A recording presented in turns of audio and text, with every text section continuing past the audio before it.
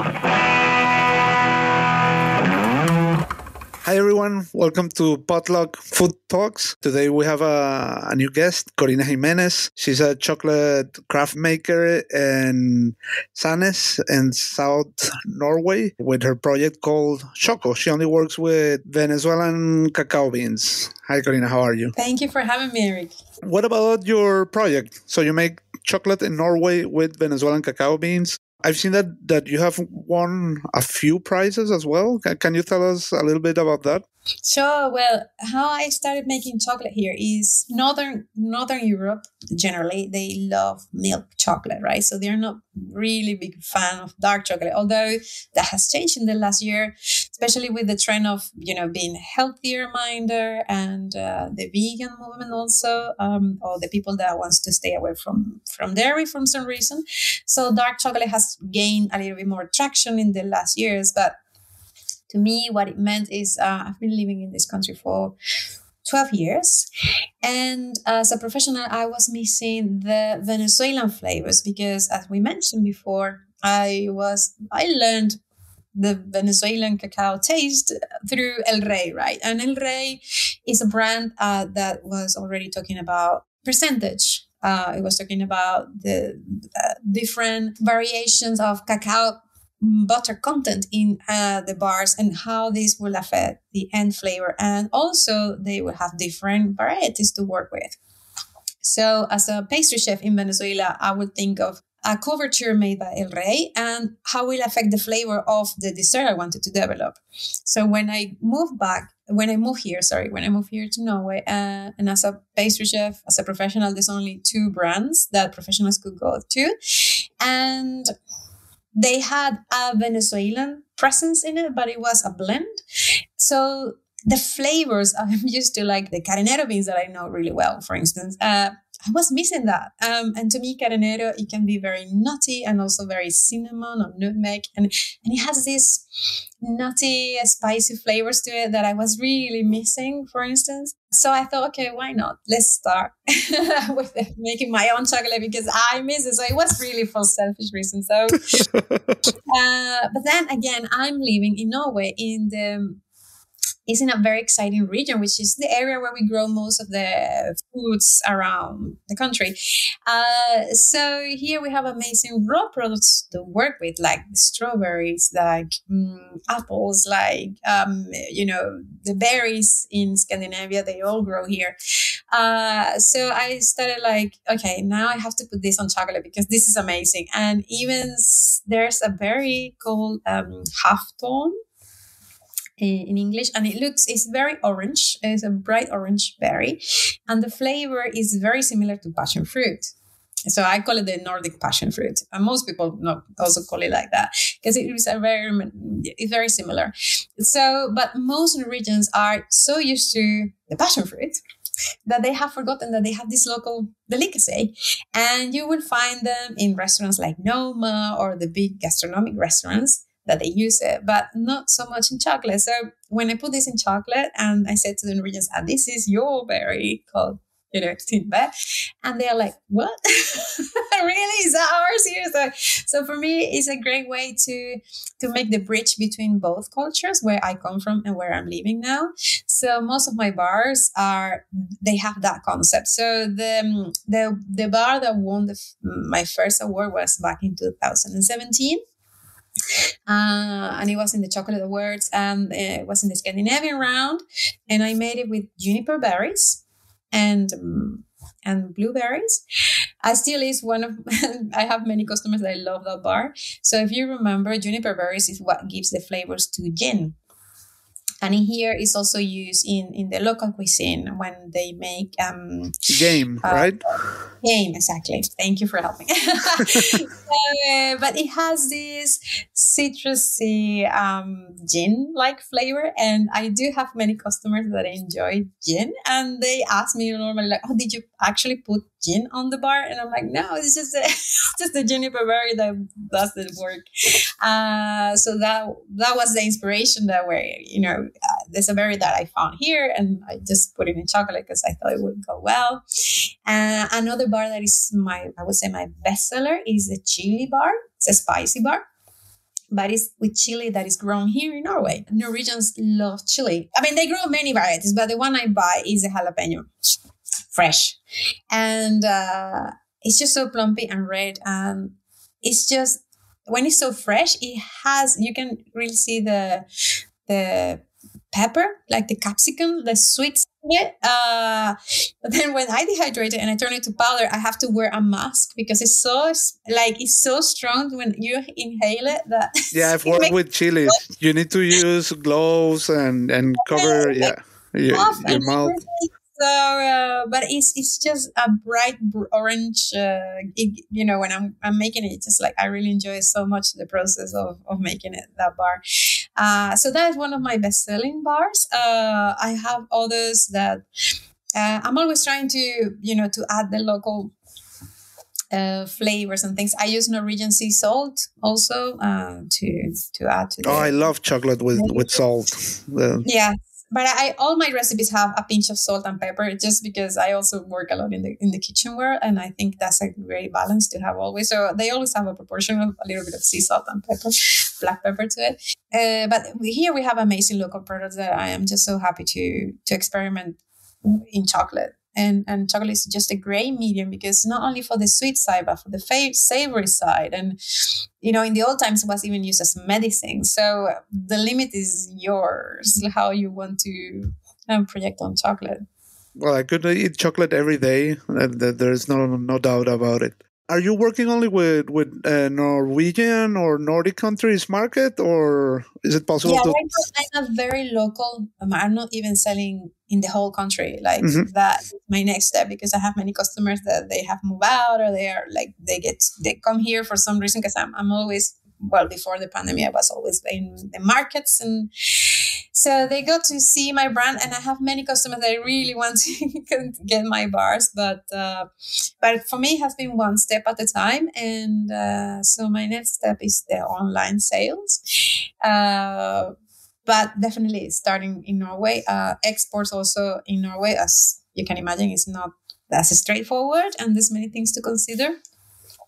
But right now, I'm a very local maker. But I'm really happy to be part of the local food scene, because here we have amazing brewers, coffee roasters, cheese makers, bakers. Christina told me she happened to try one of your chocolates in a brewery. Yes. And it was like a chocolate with beer, right? Yeah. This is a stout style beer that is made here by Lervik. It's also a well-known Norwegian beer in the craft beer environment.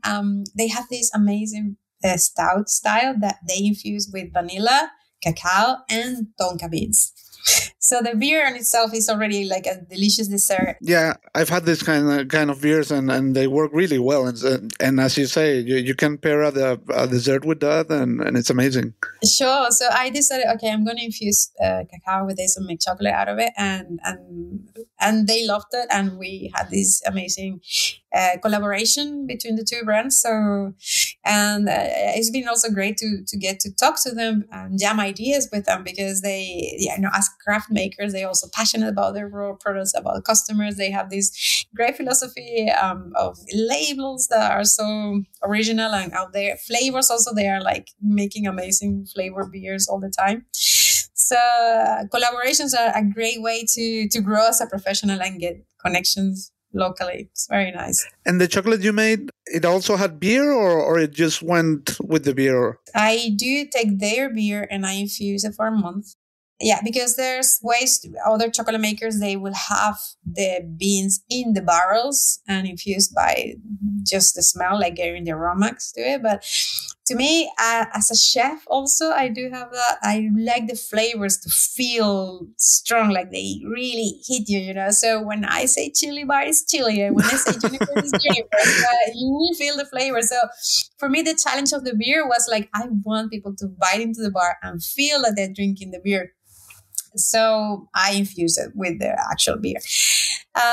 So yeah, I was happy with the result. And, the stout anyway, they do have this chocolate texture and flavor to it. So it's kind of like a match made in heaven, basically. So it is a nice product to work with. I do infuse also with rum. I have one with rum that I do with Santa Teresa also, and I had it with candied orange skin. That is also popular among the people. Then when you start creating crazy things, then you get the different crowds that are drawn to those flavors. So that bar attracts the crowd that is into whiskey or cognac. So then they enjoy that one. Pairing also this kind of spirit drinks with chocolate is amazing. Like a good whiskey with chocolate or a good rum. Wow. Yeah. I do also, a big part of my business is to do chocolate tasting, because I am the first chocolate maker in the region. And people, like I said, people was used to the supermarket chocolate. So I had to explain what is craft chocolate. And chocolate tastings had been a great window to do that. And I'm a very social person. I enjoy talking, as you can see. So for me, it's a great opportunity to, pair chocolate with something that people enjoy already. So I have made, you name it. I have made coffee and chocolate pairings. I have made beer and chocolate pairings, whiskey and rum, obviously with Diplomático. That was a big success, that tasting some years ago. I do all the tastings just to show people that, chocolate pairs well with almost everything. One crowd was really pleased when I did the cheese and beer tasting. They didn't expect that one. Chocolate and cheese goes super well. I remember trying a dessert that was a light blue cheese with chocolate. And you couldn't feel the funkiness of the blue cheese, because at the end of the day, you just had the dairy and a very strong flavor that went really complementary to the cacao flavor. So again, we have a cheese maker here that she is amazing. It's a lady, a Norwegian girl, that she has also award-winning cheese. And I use her blue cheese. And it's just the creaminess, the saltiness, and then you get the funkiness from the fermentation and on the fungus in the cheese that goes well with the coverture. I think it goes best with, and it's just another level of craziness. And then it goes on the saltier area, but somehow also it awakens all the flavors within the chocolate that you didn't think it were there. So pairings are fun, and it's definitely a way to just enjoy chocolate in a new dimension. This is a relatively like a new thing. I remember when I lived in Venezuela about 17 years ago, I left. Nobody was talking about bean to bar. Also not like in the gastronomy world. I think that like this movement boosted perhaps a few years later, perhaps in the beginning of the 2010s. Is that possible? Yeah. The first time I actually encountered the concept of bean to bar, even though it wasn't that name, it was around 2005 when I visited for the first time, or I visited a micro chocolate workshop, which is what cacao virongo, flor de virongo, and that didn't have that name, bean to bar, because we're talking about 2005, but that is what it was. So this Empresas Polar, the private initiative of them to empower the local cacao producer women of Virongo, in Barlovento. Virongo is the village or the region? It's a village within Barlovento. So Barlovento has many small villages, and then Virongo is one of them.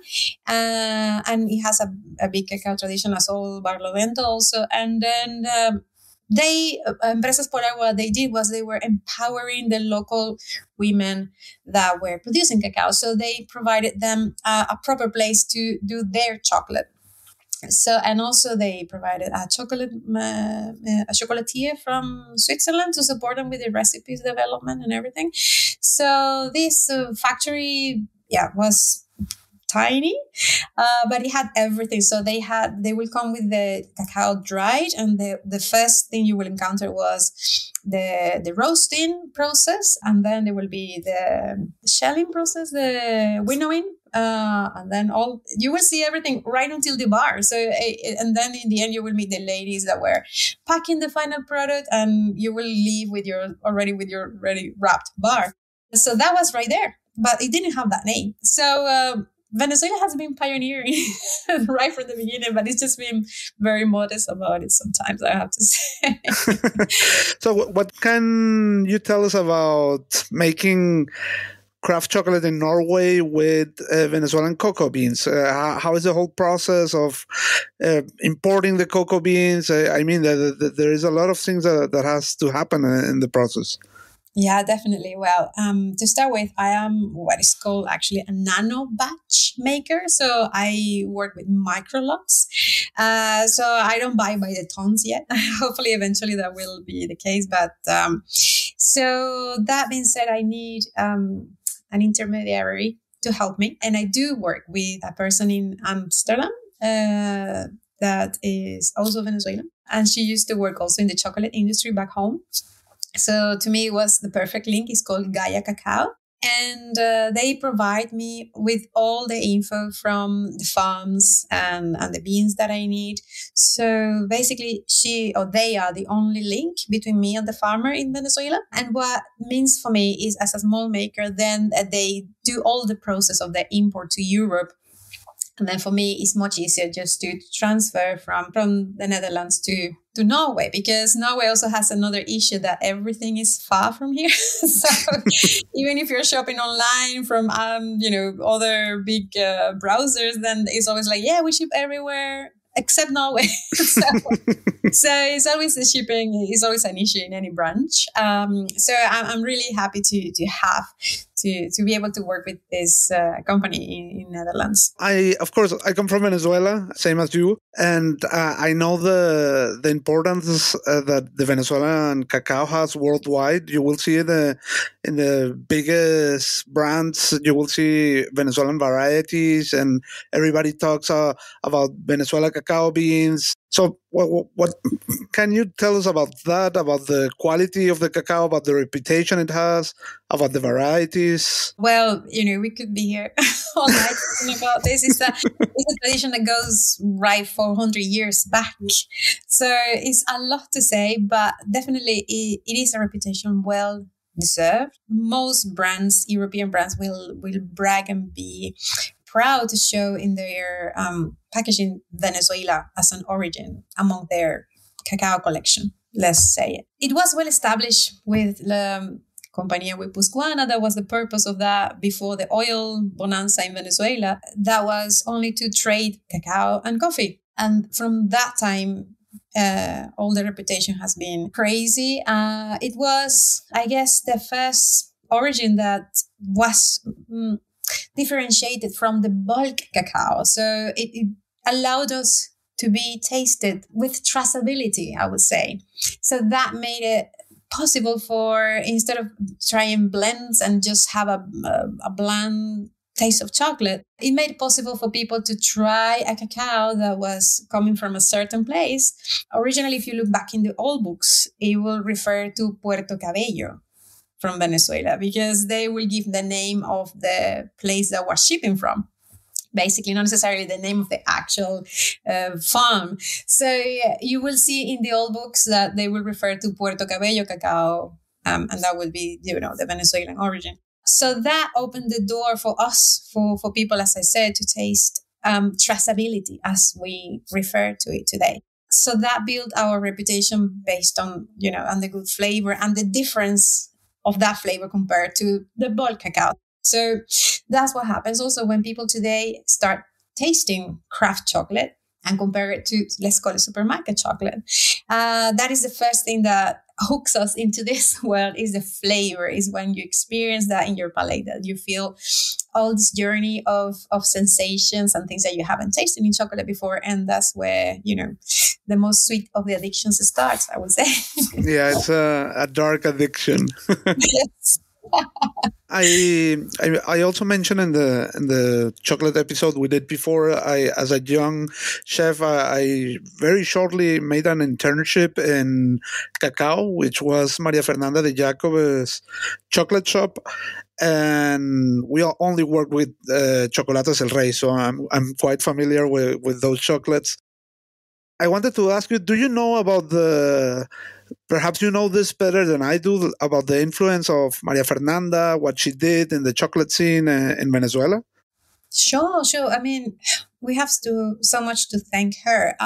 She was caught in this storm, I would say, of the political situation that Venezuela was going through in the 2010s, yeah, where we had this amazing cacao history that with the years as we became this oil country, we kind of dropped to the side.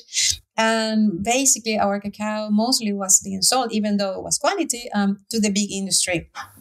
To the bigger producers as mass cacao produce. And when the crisis hits, the exports were the ones that were affected. The big companies that were foreign companies, they left. So suddenly all these, the oil industry was struggling big time, and all the cacao was stuck in the country. It couldn't leave because, the traders couldn't get it out, and it was all this chaos. So this cacao was basically rottening. Yeah. So, and then what she did is she embraced that under the crisis and said, "Look, we are stuck in this country with the best cacao that we can ever dream of. Let's transform it and make it ourselves instead of selling everything outside or relying on bigger industries. Why let's empower the smaller nano batch producers?" And that's what she did. So she started visiting small producers and teaching them, okay, instead of selling your cacao to the bulk cacao, why don't you process it this way? Then you have a quality cacao that you can sell, to smaller makers that will pay you more, and then she started, spreading the word around the country, inspiring people to become better farmers, inspiring students to become chocolate makers. And then she basically created a local market where Venezuelans will fall in love with their own local product. And in that sense, she created a local pride. She brought the pride again of being a cacao country, and not only to sell, but also to consume. Like, Venezuelans are actually big time eaters of chocolate. So that makes me really proud too. And it makes me really happy because then you see wonderful people like Herencia Divina, another local brands that are right now, they just came through my mind. But Herencia Divina, for example, with Miguel Acho, how we call him, is doing a great job. He recently got awarded by the Xoco Awards, and it's just so nice because he also works direct with cacao from Bahia de Cata. And then you see these local connections that they start to make, and then suddenly, this amazing exotic cacao that people thought was lost suddenly appears, and you're like, wow, in the place there's cacao too. Wow, let's go and try. I want to try a bar made with that. And it has become of these also sommeliers, let's call it, on cacao in Venezuela that have developed their own taste wheel. Oh, that's amazing. Like specific to Venezuelan cocoa beans. Yeah.